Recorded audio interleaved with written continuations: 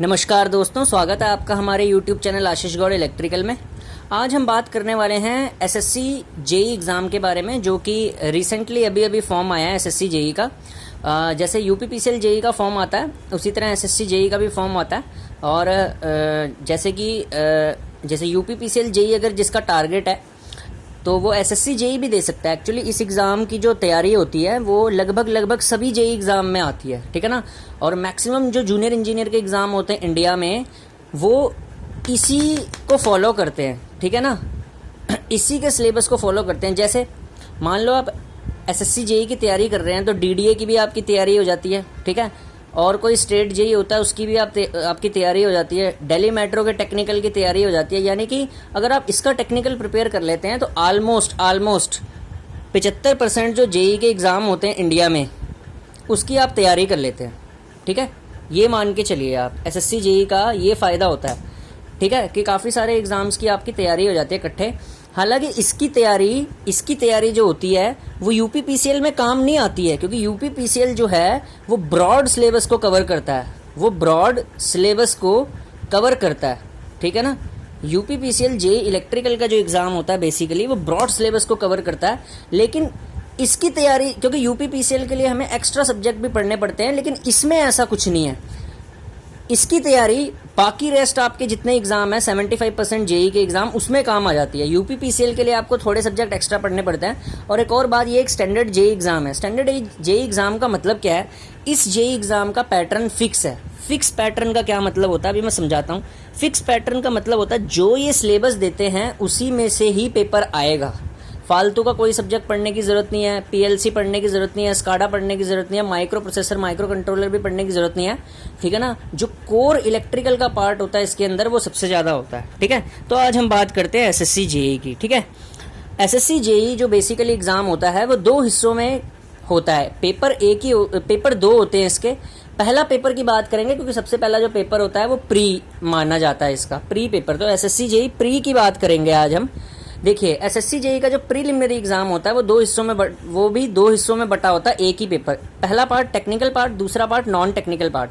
Technical part के अंदर हमारे पास 100 क्वेश्चन होते हैं जो कि इलेक्ट्रिकल ब्रांच से पूछे जाते हैं, ठीक है। अगर आप, क्योंकि ये चैनल इलेक्ट्रिकल का है तो हम इलेक्ट्रिकल को डिस्कस करेंगे, ठीक है ना। जो मैकेनिकल का चैनल होगा मैकेनिकल वाले वहां से देख सकते हैं, और सिविल का जो चैनल होगा वहां से आप सिविल का देख सकते हैं। ये चैनल जो है वो कोर इलेक्ट्रिकल चैनल है, ठीक है। आशीष गौड़ इलेक्ट्रिकल जो चैनल है ये सिर्फ इलेक्ट्रिकल स्टूडेंट का चैनल है, and it is a core electrical channel, ठीक है। यहाँ पे कोर इलेक्ट्रिकल ज्ञान दिया जाता है, ठीक है। अब देखिए 100 मार्क्स का जो पेपर होता है आपका वो इलेक्ट्रिकल से होता है, ठीक है।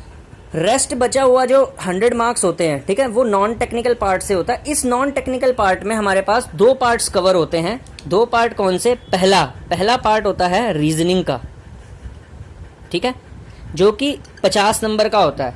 दूसरा पार्ट हमारे पास जो होता है वो होता है जीके का, जनरल नॉलेज का, वो भी 50 नंबर का।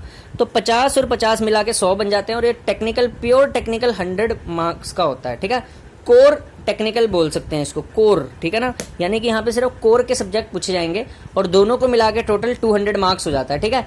अब बात करते हैं कि इसके जो मेन टेक्निकल सब्जेक्ट इलेक्ट्रिकल में क्या क्या पूछे जाते हैं, ठीक है। हम टेक्निकल की बात करते हैं क्योंकि मैं इस चैनल पे टेक्निकली पढ़ाता हूँ, ठीक है ना। जीके वगैरह आप किसी और से पढ़ सकते हैं, ठीक है। जो मेरे लेक्चर चल रहे हैं ना प्रेजेंट टाइम में यूपीपीसीएल के लिए, वो एसएससी जेई में भी काम आ जाएंगे। पावर सिस्टम पढ़ा रहा हूँ मैं, स्ट्रिंगिंग एफिशिएंसी तक हो चुका था। इसके बाद में method to improve stringing efficiency का लेक्चर लेके आऊंगा, सैक का लेके आऊंगा, कोरोना का लेके आऊंगा, बंडल कंडक्टर्स का लेके आऊंगा, स्किन इफेक्ट, प्रॉक्सिमिटी इफेक्ट अभी डेप्थ में पढ़ाना बाकी है, ठीक है। तो सबसे पहले बात कर लेते हैं हम एसएससी जेई के इलेक्ट्रिकल पार्ट की।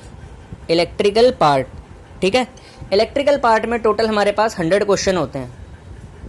100 क्वेश्चंस। ये जो 100 क्वेश्चंस होते हैं बेसिकली, इनमें जो सबसे ज़्यादा दो सब्जेक्टों में से पेपर आता है एसएससी जेई का, 3 सब्जेक्टों में से। पहला बेसिक इलेक्ट्रिकल, ठीक है भाई, बहुत मेन सब्जेक्ट है एसएससी जेई में, ठीक है। दूसरा इलेक्ट्रिकल मशीन्स, तीसरा पावर सिस्टम्स, ठीक है। ये 3 सब्जेक्ट जो होते हैं मेजर सब्जेक्ट होते हैं एसएससी जेई में, ठीक है। ये 3 सब्जेक्ट मेजर सब्जेक्ट होते हैं, यानी सबसे मेन सब्जेक्ट होते हैं एसएससी जेई के अंदर, ठीक है ना। और सबसे ज़्यादा वेटेज इन्हीं 3 सब्जेक्ट के होते हैं। इसके बाद जो सब्जेक्ट पूछा जाता है वो पूछा जाता है यूटिलाइजेशन ऑफ इलेक्ट्रिकल एनर्जी, 5वां बेसिक इलेक्ट्रॉनिक्स जो कि एनालॉग प्लस डिजिटल दोनों को कवर करता है। बस इतना ही आता है एसएससी जेई में। अगर जो बंदा एसएससी जो टोटल इतने सब्जेक्ट पढ़ लेगा, एसएससी जेई क्लियर कर लेगा। कंट्रोल सिस्टम के क्वेश्चन इसमें बहुत कम देखने को मिलते हैं, 1 या 2 आते हैं, तो उसके लिए मैं सिर्फ ये सजेस्ट करता हूँ कि कंट्रोल सिस्टम का बेसिक पढ़ लें, ठीक है ना। Control system only basic cover होता है बच्चे इसमें, ठीक है। आपको बड़ी डेप्थ में जाने की ज़रूरत नहीं है, ठीक है। तो ये तो हो गया भाई इसका टेक्निकल पार्ट, और यही टेक्निकल पार्ट हम कवर करेंगे। अब बात करते हैं ज़रा नॉन टेक की। नॉन टेक में हमारे पास जीएस होती है, ठीक है। जीएस 2 पार्ट में डिवाइड होती है। एक होती है कन्वेंशनल जीएस यानी स्टैटिक, ठीक है।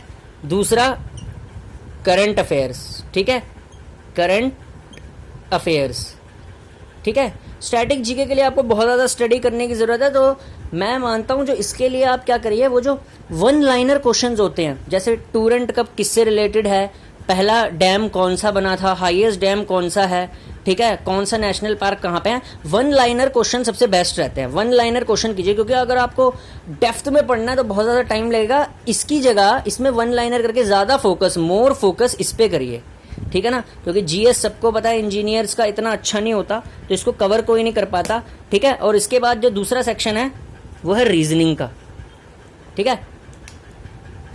रीजनिंग के क्वेश्चन 50 आते हैं नॉन टेक में, ठीक है ना, जो कि 3 तरीके के, इसमें से 4 टॉपिक्स ही मेन होते हैं। पहला नंबर सिस्टम, दूसरा ब्लड रिलेशन, तीसरा डाइस, ठीक है, और चौथा हमारे पास जो क्वेश्चन आते हैं इससे ज़्यादा वो कोडिंग डिकोडिंग एसएससी जेई का हार्ट है, इससे बहुत ज़्यादा क्वेश्चन पूछे जाते हैं। और 5वां एनालॉगी और 1 या 2 क्वेश्चन डायरेक्शन सेंस से होते हैं, ठीक है। इसके अलावा एसएससी जेई में रीजनिंग में ज़्यादा कुछ पूछा नहीं जाता। तो भाई थैंक्स, ठीक है। और अगर एसएससी जेई के लिए रीजनिंग पढ़नी है, ये टॉपिक्स पे आप ज़्यादा फोकस करिए। एनालॉगी और डायरेक्शन से बहुत कम क्वेश्चन पूछे जाते हैं। सबसे ज़्यादा question number system, blood relation, dice और कोडिंग से पूछे जाते हैं। सो धन्यवाद दोस्तों। होप एसएससी जेई इतना मस्त समझा दिया कि क्या पैटर्न होता है, ठीक है। तो आप तैयारी करते रहिए। Next video method to reduce stringing efficiency पे आएगी, जिसमें हम देखेंगे कि लॉन्गर क्रॉस आर्म यूज़ करके कैसे स्ट्रिंगिंग एफिशिएंसी बढ़ जाती है, ठीक है। गार्ड वायर का क्या यूज़ होता है, ठीक है। तो चैनल सब्सक्राइब करिए। धन्यवाद।